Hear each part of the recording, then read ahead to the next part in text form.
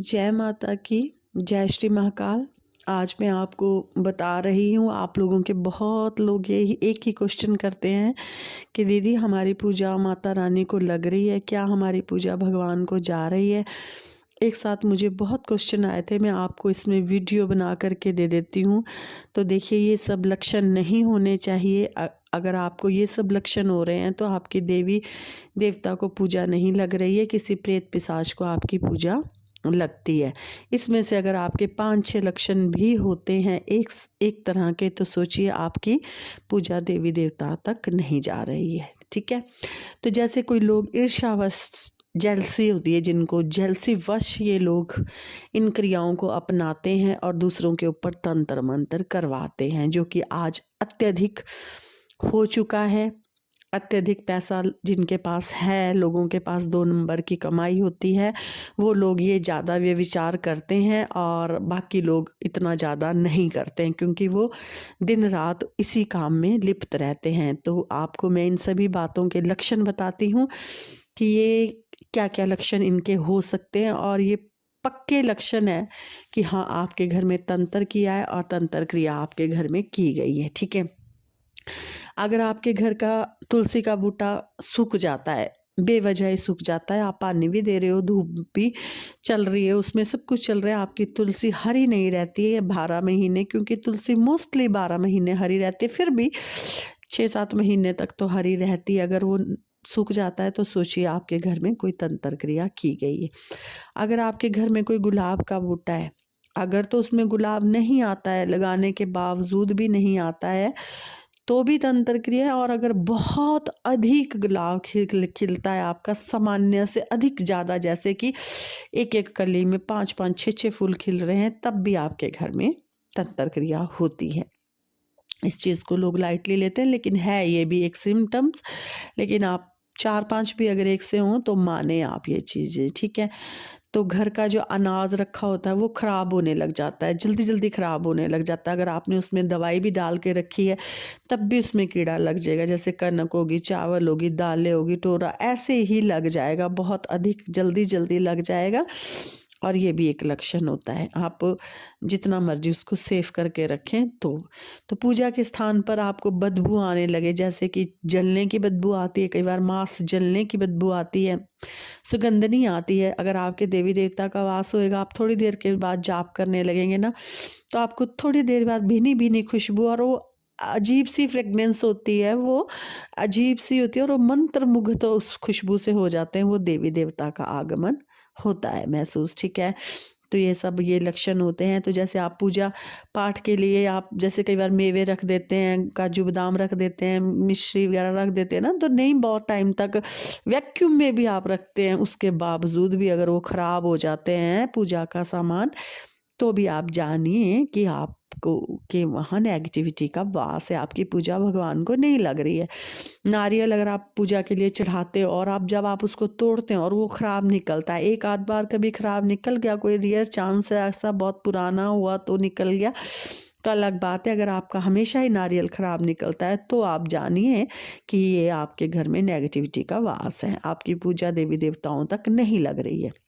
अगर आप अखंड जोत जलाते हैं और अखंड जोत आपकी खंडित हो जाती है, बार बार बुझ जाती है, देखिए मैं कहती हूँ कि कोई बात नहीं, बुझ गई तब क्या हो गया, हम तो भगवान की पूजा कर रहे हैं, बट ये सिम्टम है। अगर बुझ जाती है तो जैसे किसी किसी बिल्ली आ गई, या किसी ने वैसे ही फूक मार दी, या डुल गया, या चूहा वो कर गया, कोई एनी रीज़न बन जाता है कोई भी, तो आपकी जोत खंडित हो जाती है। जैसे 11 दिन जलानी है तो बीच में 5वें-6ठे दिन खंडित हो जाती है, तो भी देखिए कि आपके ऊपर नेगेटिविटी का, कई बार ऐसा होता है आपके घर पॉजिटिविटी का वास होता है, लेकिन कोई धूर्त आत्माएं जैसे आपके पीछे लग जाती हैं, कोई दुश्मन आपके पीछे लग जाते हैं, वो निरंतर उनको भनक रहती है कि ये कर रहे हैं, ये कर रहे हैं, तो वो भी वहाँ अड़चन पैदा करते हैं। तो वो थोड़ी देर के लिए वो अपना कार्य कर देते हैं, पर भगवान का कई बार वास होता है, फिर भी वहाँ भगवान रक्षा करते हैं, क्योंकि जो धूर्त आत्माएं होती है ये निरंतर यही रखती है कि ये क्या कर रहे हैं, इनके काम में कैसे अड़चन करें, ये कहाँ जा रहे हैं, इनको क्या करें, इनको कैसे खिलाएं, इनके घर कैसे सामान कोई खाने का भेजे जो कि ये खाएं और इनका है हो। क्योंकि जिस व्यक्ति को ईर्ष्या होगी ना, वो दिन रात इसी सोच में डूबा रहता है। हमारे साथ तो ऐसा ही होता है, इसलिए हम औरों को भी यही एग्जाम्पल देते हैं। ठीक है ना, तो आप इन सब बातों का ध्यान रखें। अगर आपको स्वच्छता की कमी रहती है, जैसे आप सोचेंगे आज ठंड है, आज नहीं नहाना, आज नहीं नहाना, आज ऐसे नहीं काटने, आज नाखून नहीं काटने, चलो कल काट देंगे, परसों काट देंगे। अगर आपको ये रहता है, अपनी स्वस्थ का आप ध्यान नहीं रखते, स्वच्छता का ध्यान कम रखने लग जाते हैं, आलस रहता है और बार बार सोने को ही दिल करता है, बाहर निकलने को दिल नहीं करता है, अंधेरे में रहने को ही दिल करता है, तब भी आप जानिए कि आपके ऊपर किसी नकारात्मक शक्ति का साया है, घर पे भी और आप पे भी। ठीक है, घर पे बात बात पर झगड़ा होना, बेवजह झगड़ा छिड़ जाना, एकदम से इतनी लड़ाई छिड़ जाना कि एक दूसरे की शक्ल भी नहीं देखना पसंद करना, तो देखना कि वहाँ भी यही है। पूजा पाठ का अगर आप कोई काम रखने लगेंगे तो पहले ही घर पे लड़ाई शुरू हो जाएगी, पहले ही वहाँ कष्ट डालने शुरू कर देंगे कि ये पूजा ना इस घर में हो, ये हवन ना हो, ये अनुष्ठान ना हो। ठीक है, आपको स्वप्न गलत गलत आएंगे, गंदे गंदे सपन आएंगे, हर तरह के बेकार सपन आएंगे। सपने में छोटे छोटे बच्चे आपको नजर आएंगे, भोग मांगते हुए नजर आएंगे, तब भी आप 100% जानिए कि आपको नकारात्मक शक्तियां हैं। ठीक है, सांप दिखेंगे आपको, सांप बहुत ज़्यादा दिखते हैं, वैसे पितरों के रूप में भी दिखते हैं, देवों के रूप में भी दिखते हैं, लेकिन वो सांप फिर आपको काटते नहीं हैं। वो अगर आपको दर्शन देते हैं पितरों के रूप में, देव रूप में, तो वो सौम्य रूप में दिखते हैं, सुंदर रूप में दिखते हैं, वो काटते नहीं हैं। जो आपको नेगेटिविटी के द्वारा दिखते हैं सांप, वो आपको खाने आएंगे और आप पर दबाव डालेंगे और अपना आपकी धड़कन बढ़ा देंगे, आपको नींद खराब करेंगे आपकी, और आप घबरा जाओगे। ठीक है, तो ऐसे वो सांप होते हैं, ये सब सिम्टम होते हैं। कभी कभी आपका कोई गला दबा देता है, नींद में दबाव जिसको कहते हैं, गला दबा देते हैं, तो आपको जैसे कि मतलब उठने में दिक्कत होएगी, ऐसे लगेगा जैसे हमको किसी ने मार दिया। फिर आपको ऐसे लगेगा कोई हमें बचाने आ रहा है, या किसी पहाड़ी पर आप चल गए और वहाँ से गिर गए तो एकदम आपकी हार्ट बीट बढ़ जाती है। तो तब तो आप 100% सोचिए कि आपके ऊपर कोई भयंकर नेगेटिविटी है। ठीक है, कई बार आपके दुश्मन इतने शातिर होते हैं, इतने शातिर होते हैं, हाय हाय, मैं तो इन दुश्मनों से बहुत कुछ सीखा है भैया, पर भगवान ऐसे दुश्मन सबको दे। तो ऐसे दुश्मन होते हैं, अगर उन्होंने अपनी बात मनवानी होती है ना, तो पता है कि उसको सवारी आ रही है, तो सब सोच रहे हैं कि हाँ माता है या फलाना है या ढिमका है उसके ऊपर, तो अपनी बात मनवानी है ना, तो सिर पर उस चीज़ को एक खिलवा देंगे और कहेंगे कि जा करके वहाँ ये बोले, तो ये सोचेंगे कि ये माता ही बोल रही है तो ये कर लेंगे।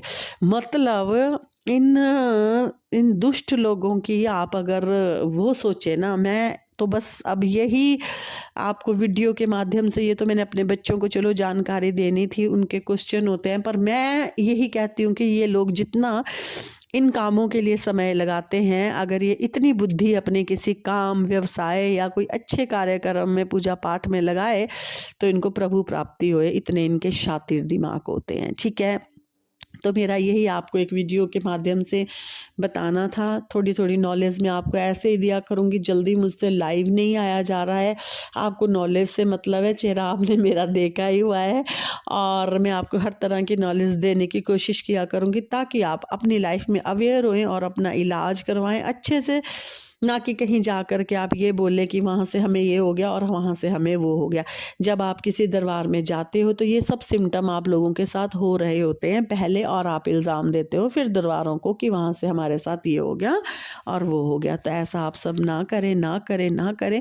जो किसी का अच्छा करने बैठे होते हैं वो कभी किसी का बुरा नहीं करते, और बुरा करने वाले का अंजाम आज भी गलत ही हुआ है, कल भी गलत ही हुआ है, और आगे भी गलत ही होगा। ये कुछ टाइम का सुकून होता है इनको, कुछ घंटों का, कुछ मिनटों का इनको खुशी होती है कि हाँ हमने बीमार कर दिया, हमने उनका ये कर दिया, लेकिन उनको इतना दुख भगवान देता है जिस दुख से वो उभर नहीं पाते हैं। तो किसी का भी बुरा करने से पहले 100 बार सोचें, बुरा ना करें, ना करें। अगर आपसे कुछ नहीं बन पड़ता है तो आप भगवान के पास शिकायत लगाइए कि भगवान हमें वो ऐसे सता रहे हैं और उनको अच्छी माकूल सज़ा दीजिए। तो वो आपका बेनिफिट बहुत ज़्यादा होता है इसमें, और वो सज़ा भी ऐसी दहनीय होती है कि उससे कोई उभार नहीं सकता है। ठीक है, तो ये चीज़, ये एफर्ट्स आपको करने हैं, ये करने चाहिए, ना कि गलत तरीक़ों से आपको दूसरों का अनिष्ट करना चाहिए। आपको आपके परिवार को बहुत बड़ा खामियाजा भुगतना पड़ता है। तो ये मेरी आपके लिए वीडियो थी। तो आई होप आपको ये जानकारी अच्छी लगी होगी, और मैं आपको दोबारा से भी जानकारी दूंगी कि हाँ आपको इन चीज़ों से बचना कैसे है और आपको क्या करना है। ठीक है, तो जय माता की, जय श्री महाकाल। आप खुश रहिए, स्वस्थ रहिए और मस्त रहिए।